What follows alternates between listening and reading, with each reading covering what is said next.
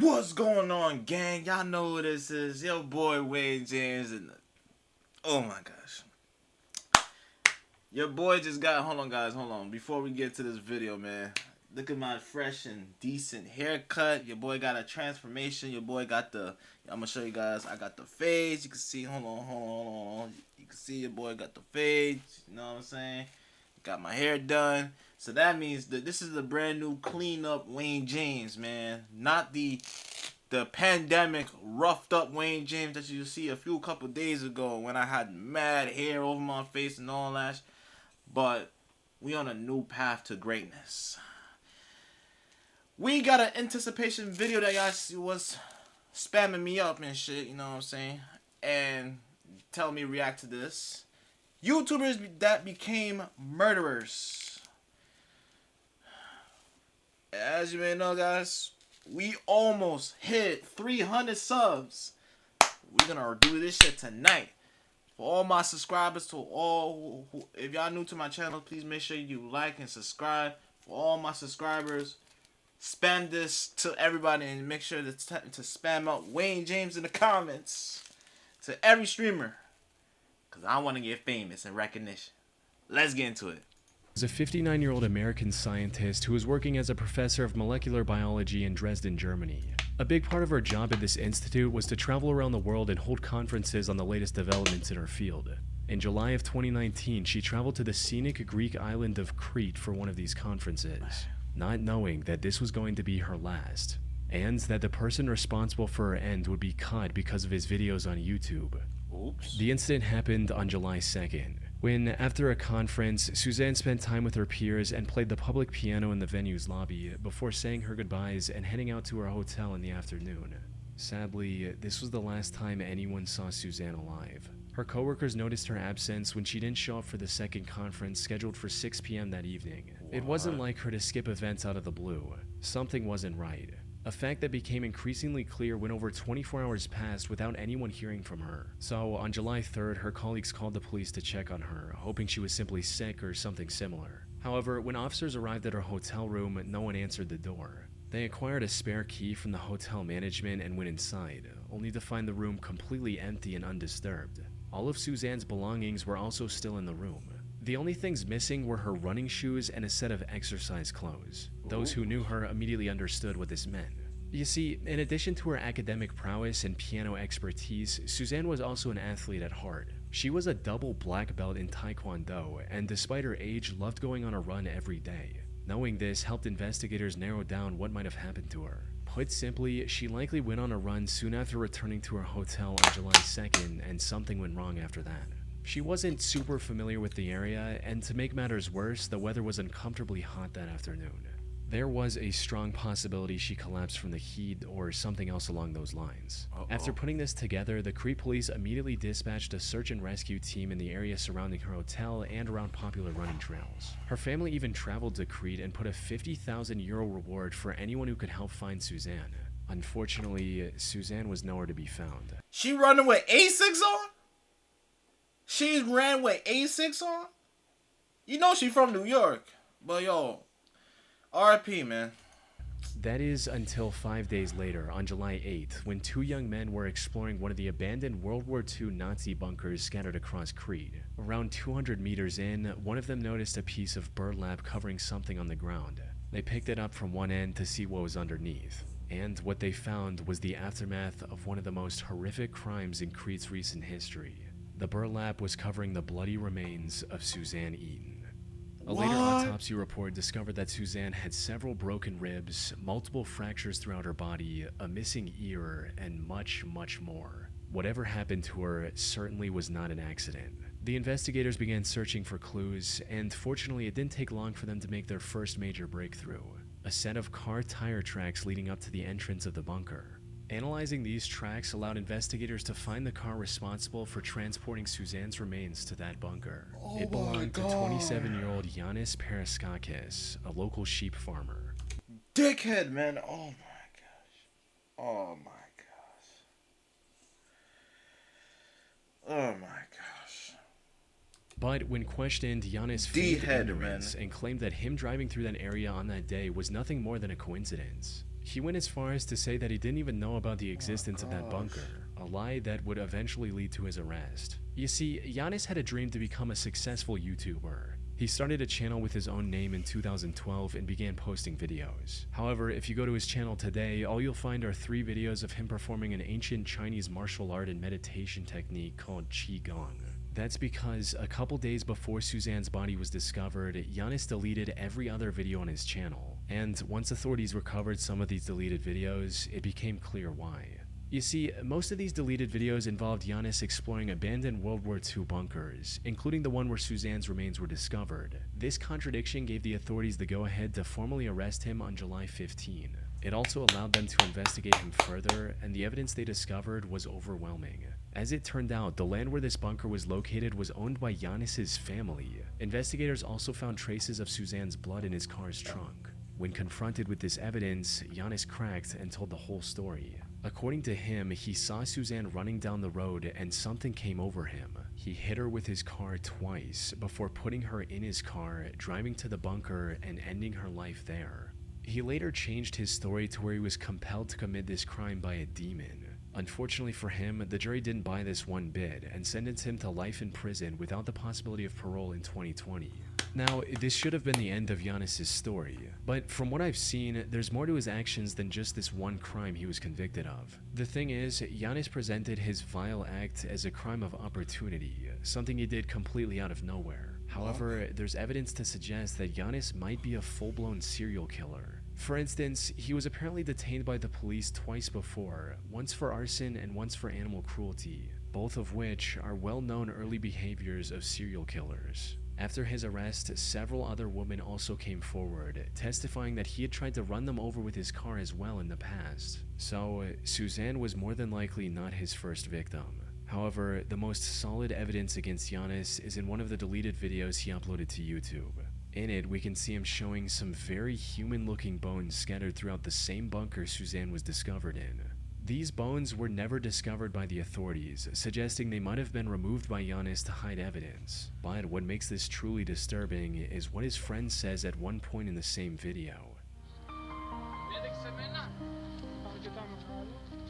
This roughly translates into, "Is this where you left that old guy?" Insinuating that Giannis had disposed of one of his previous victims in the same bunker before. And if that is the case, one can only wonder how many other people Giannis has killed over the years. Auto-tune is way more than just pitch correction. I actually have an Auto-Tune Unlimited subscription. Oh my gosh. Simply Manic 6075 was a YouTube channel owned and operated by 24-year-old Samantha Wolford. She lived in the small community of Monticello, Texas with her husband Ernest Lee Ibarra, aka Ernie, and their 5 children.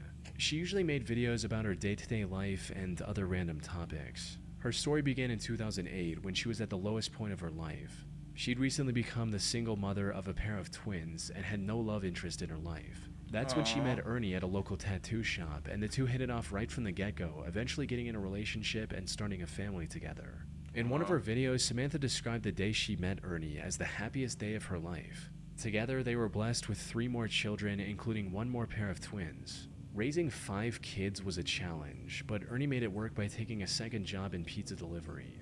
So, while they had endured tough times together, Samantha, Ernie, and their 5 children appeared to be the perfect loving family. However, while being a stay-at-home mother was all she could do at the time, Samantha still had a dream of becoming a famous actress one day. I've always wanted to be an actress. I think it is so much fun. I've been extras in movies. I've had small parts in like short films. It is so much fun and it is so beautiful. It is one of the most amazing forms of art ever to be able to express yourself that way. I think it's amazing.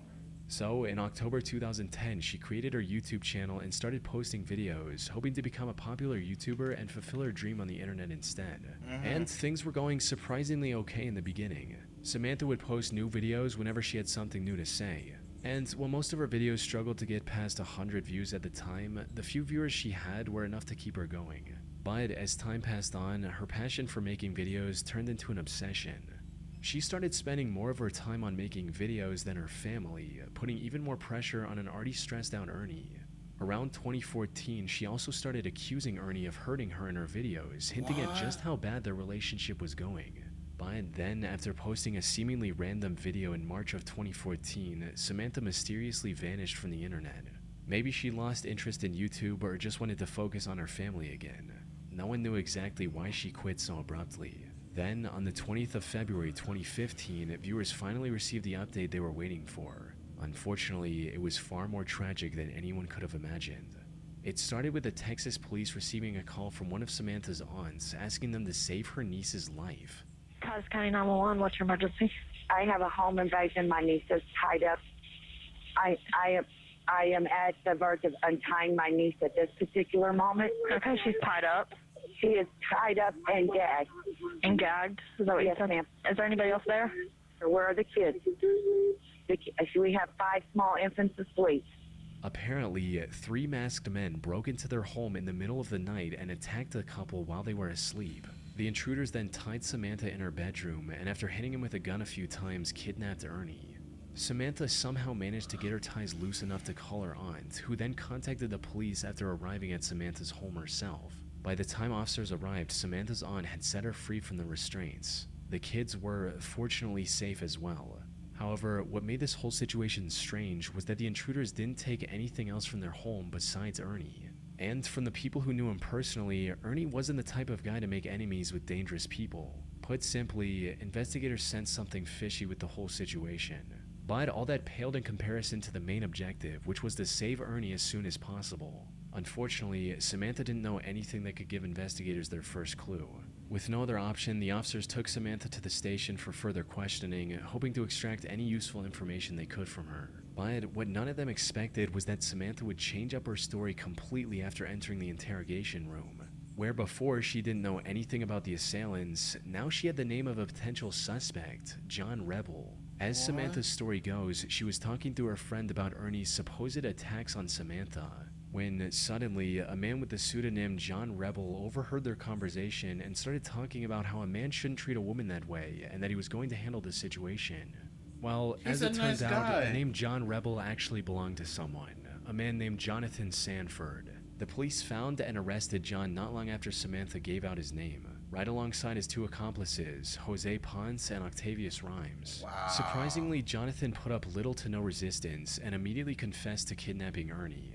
He also confirmed the worst possible outcome, that by the time the police got involved, Ernie was already dead. What? The 3 took him to a secluded forest and executed him with 1 shot to the back of his head. What? However, even after learning all this, one question remained. Why? Why would 3 men who didn't even know Ernie kidnap him from his home like that? Every answer to this question pointed back to Samantha, who kept denying snake any in the involvement. grass. Even if the investigators ignored her suddenly remembering the perpetrator's name, there were several other suspicious aspects to her story. Like, how was she able to untie herself enough to call her aunt? Why didn't any of her neighbors hear the break-in? And why were the kids all sleeping in the same room, when usually they're scattered throughout the house? It wasn't long before investigators uncovered undeniable evidence of her direct involvement. This included instruction messages she sent to Octavius when the officers were trying to call Ernie's phone, which he had on him. These read, "Kill his phone, shut that down, ditch phone, move." There was no doubt about it at this point. Samantha was in colluding with her husband's killers. And as the investigation went on, the real story came out as well. Samantha had apparently become addicted to the idea of becoming a famous YouTuber, and her neglect of the kids became a constant source of fighting between the couple. But instead of resolving the issue like a responsible adult, Samantha colluded with her friend's boyfriend to hatch a cartoonishly evil scheme to get rid of Ernie. They first wanted to plant hard drugs in his car and get him arrested, but later made the heartless decision that taking his life would be much easier. What? There's also a chance that Samantha went with the murder plan because it would have brought her more attention on YouTube. She was eventually sentenced to 149 years in prison for killing her own husband, Good for leaving her. 5 children Good for her. completely orphaned in the process. Like literally, like what the, like literally, like what in what such substance you going through your mind?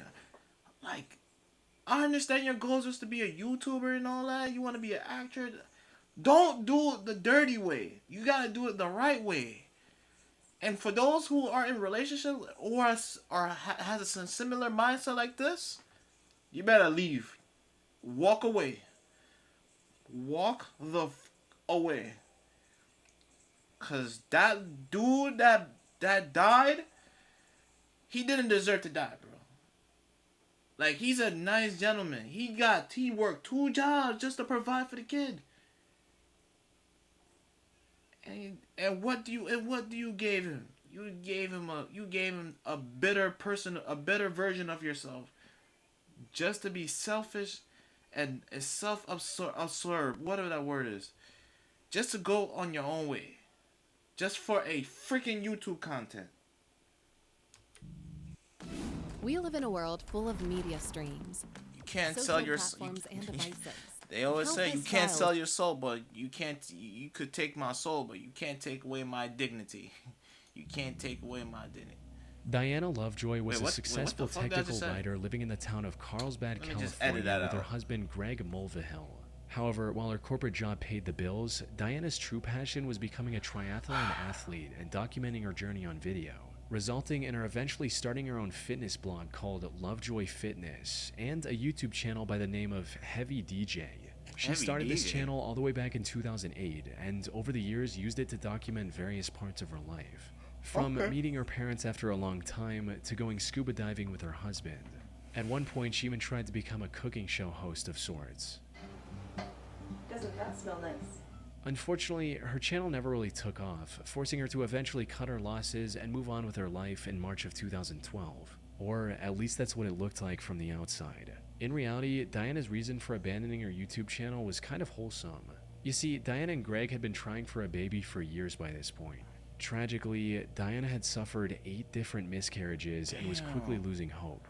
But then How'd in that September happen? of 2012, the two were blessed with a perfectly healthy baby boy, marking an end to their struggle.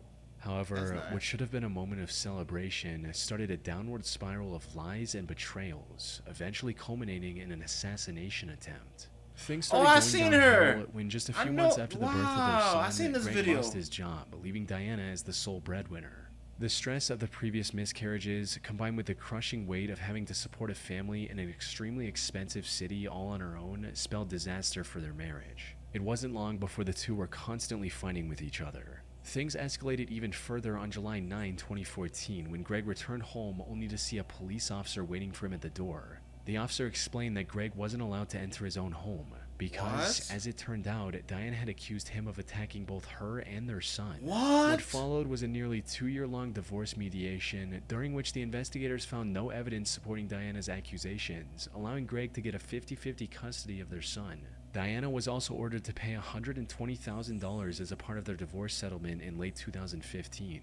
But before the divorce could be finalized, Greg received a phone call from an anonymous number that changed everything. The voice on the other end claimed to be a private investigator Diana had hired recently. And according to this investigator, he already had solid proof of the attack claims Diana had made against Greg. But for some unknown reason, he wanted to help Greg win the case, so he claimed to have left the documents taped to a power pole located on a small hiking trail near Greg's home. Greg naturally found this whole thing pretty suspicious and decided to take one of his friends with him to the pole on the night of September 4th, 2016. Sadly, despite his suspicions, he failed to grasp the true intentions of the strangely helpful private detective. Hello, this is 911. Yeah. My friend has just been shot. Do you know who shot him? There's a guy lying down like a sniper. A sniper? Did you see him at all? Briefly, we saw the gun, and he shot at us like 6 or 7 times. When Greg reached the pole, a sniper opened fire on him, shooting him clean through the chest. Fortunately, the bullet missed his heart by mere inches, giving him a second chance at life. By the time the police arrived, the shooter had already fled the crime scene. But a quick survey of the area allowed the investigators to uncover a pair of towels the shooter left behind. Running a DNA test on these towels led to a man named Weldon McDavid, Diana's shooting instructor. Weldon tried to deny any involvement at first, but the evidence against him was overwhelming. As after a thorough search, investigators were able to find another set of the same towels at Diana's place as well. They had also received CCTV footage of Diana buying the burner phone Weldon later used to lure Greg into the secluded area. Wow. Most importantly, investigators also found the gun Weldon used on Greg, hidden in the rafters of his garage. By this point, it was clear that Diana was the one who wanted to get rid of Greg, likely to avoid paying the divorce settlement and keep full custody of her son. Diana and Weldon were arrested for the attempted assassination on Greg Mulvihill and tried for their Oh, he's crimes alive. in November 2017. Both were found guilty, with Diana sentenced to 26 years Ain't to she tryna life faint? and Weldon Look. to a harsher 50 years to life. The only silver lining in this entire case is that Greg was able to make a full recovery and is now living with his son. That's good. That's good. Oh, yo, my wife trying to set me up. Remember, O for out. Hell no. The Gunnar Runar 87 channel That's on tough. YouTube seems oddly wholesome at first glance. It's owned by an Icelandic boy named Gunnar Runar Sigthorsson and contains a single 3.5-minute video of him confessing his feelings to the girl he loves. The title translates to English as My Confession to Hildur. In it, he says things like, Hún á nefa sérstakasta manneskja sem ég nokkuð tímann hitt. Ég verð svo ótrúlega glaður bara að vera nálægt henni. Það þarf ekki meira. Og þetta ætlað þér því að ég held sig orðinn ástfanginn með þér. However, this seemingly heartfelt love letter turned out to be the key to solving one of the most horrific crimes in recent Icelandic history. And it all led back to Gunnar and the troubled life he had as a child. You see, Gunnar didn't have a mother growing up, resulting in him getting extremely close with his father. However, on the night of September 20th, 1996, when Gunnar was just 9 years old, his father decided to end it all using a gun. What made this already messed up situation even worse was the fact that Gunnar was in the room with his father and witnessed everything. Unsurprisingly, this took a heavy toll on Gunnar's mental health. He withdrew from the world and refused to accept his father's death as reality. Everything seemed hopeless for Gunnar. That is until primary school, when he met a girl named Hildur and instantly became infatuated with her. He'd admired her throughout school and into adulthood, but never found the courage to make a move, fearing he'd lose his only close friend. However, things changed in 2009 when Hildur got engaged to a man named Hannes. This gave Gunnar the push to do something about his feelings. But given his shy personality, he still couldn't confront Hildur directly. So, in March of 2009, he created a YouTube channel and uploaded his confession on there. Hildur never reciprocated his feelings, but the two remained friends. Even Hannes, Hildur's now husband, didn't seem to mind Gunnar's company, something he likely regretted deeply just a year later. It all went down on the 14th of August 2010. Hildur was invited to a party that Gunnar was attending as well. But things got a bit out of hand, and Hildur ended up drinking too much and passing out. Given their closeness, the task of getting her home safely was handed to Gunnar. But instead of dropping her off at Hannes' house like he should have, Gunnar took her to his own home. By the time Hildur woke up, it was already morning. She was understandably furious with Gunnar and immediately called one of her friends to drive her home. But nothing could have prepared Hildur for the horrific scene she witnessed on the other side of her front door. Her husband Hannes was lying on the top of the staircase near their bedroom, submerged in a pool of his own blood. She ran outside and called the authorities. Sadly, it was already too late. Hannes had received over 20 stab wounds on his body, from his arms and legs to the back of his neck, and was long dead by the time Hildur found him. Given his condition, his death was ruled a homicide, and investigators wasted no time in looking for the killer. And while they initially suspected one of his business rivals of committing this horrific crime, it didn't take long for investigators to find Gunnar's video confession to Hildur and bring him in for questioning. Gunnar denied knowing anything about it and was eventually let go due to lack of evidence. What? Fortunately, not all hope was lost, because not long after that, investigators found a bloody shoe print next to Hannes' bed. Looking deeper into this print revealed that it belonged to a pair of limited edition Adidas shoes. At the time, there were only 18 of these specific shoes in all of Iceland, and Gunnar just so happened to own one of these pairs. This was enough evidence to detain him once again. This also gave investigators the authority to do a thorough search of his belongings, resulting in them finding residue of Hannes' blood on his shoes, as well as in his car. Once presented with this evidence, Gunnar confessed to the murder. He also revealed that he'd been planning it for months, and even shoplifted the items he intended to use to avoid purchase records. You a sicko for that, bro. And while he didn't admit to it, Hildur also suspected him of spiking her drink that night, since she usually never passed out like that. After committing the crime, he also drove to a nearby pier and dumped items used in the crime into the sea to get rid of any evidence. It was a well thought out plan, since he was only caught because the garbage bag he used to hide his shoe prints tore open as he walked. As for his motive, it was just as everyone had expected. with him making it clear during the investigation, stating, "I loved Hildur. She was supposed to be with me. She was not supposed to be with him." Surprisingly, he was found not guilty during his first trial on March 1, 2011 by reason of insanity stemming from his messed up childhood. However, the prosecution argued that he was fully aware of his actions and escalated the case to the Supreme Court of Iceland. Gunnar was found guilty on this second trial and was sentenced to 16 years in prison. This 16? was already Wait. the brutality of his crime. I did not hear He that. ended up serving only half. However, the prosecution argued that he was fully aware of his actions and escalated the case to the Supreme Court of Iceland. Gunnar was found guilty on this second trial and was sentenced to 16 years in prison. 16? Oh, hell no. Be lenient given the brutality of his crime, yet he ended up serving 20 only half of that stab sentence wounds. as well.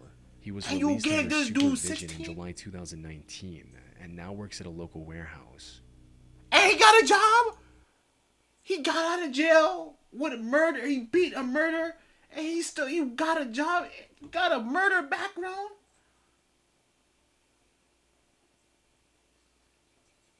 Oh, hell no. Oh, hell no. Oh, hell no.